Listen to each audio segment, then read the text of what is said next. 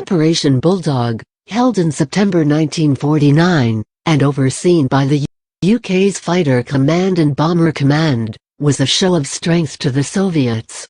It demonstrated that the West could take swift and decisive action in the event the Russians flexed their muscles a bit too much.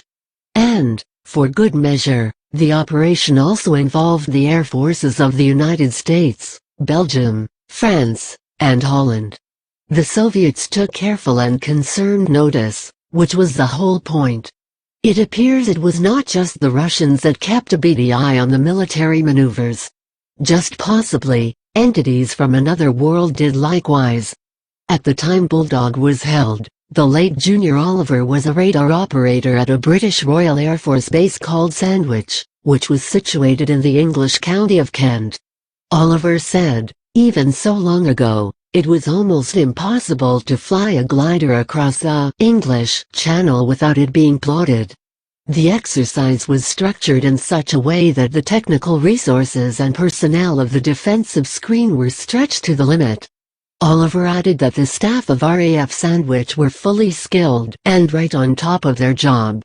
2 watches were kept, A and B, on alternate 12-hour shifts for the duration of Bulldog. According to Oliver, on one particular night, around midnight, things had gone slack, and his group was told it could take a break.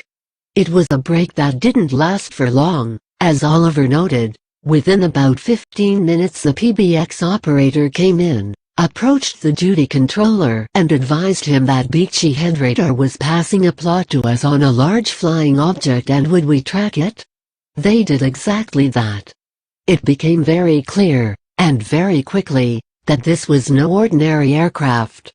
Oliver recalled, reaching a position out to sea off the heel of Kent, it abruptly turned north and as it approached the Thames estuary we passed it on to Martlesham radar, with whom we had been in contact.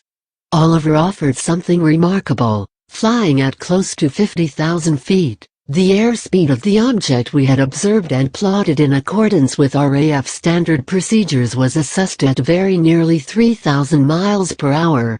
The general consensus regarding its size, among the very best experienced radar personnel engaged in the operations, was that the object offered an echo similar to that of a large passenger or freight surface vessel, something in the region of 15,000 or 20,000 tons.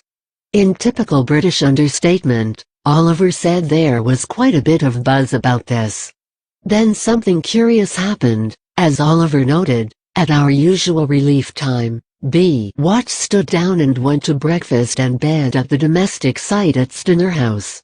We were awakened from our watch slumbers by Sergeant Platt and assembled in front of Stenner House, with our Sergeant Belger, Sergeant Hatter, and various minor NCOs, non-commissioned officers, in attendance, for an address by Squadron Leader Mundy. He reminded us of our duties as serving members of the RAF and the requirements of the OSA Official Secrets Act, and to forget especially the odd occurrences of the past night and not to mention same to anyone not connected to the RAF. But that was not all. Going on watch that evening we found that the duty watch book, normally only replaced when completely full, which recorded every air engagement, every PBX message, every official order by the watch-keeping officer, made during every official part of previous watches, including the previous night's activities, as an official watchbook is required to do, had gone. Replaced by a brand new shining duty watchbook. Oliver added, the rest of the exercise took its natural course, and about a month later my service with the RAF ended.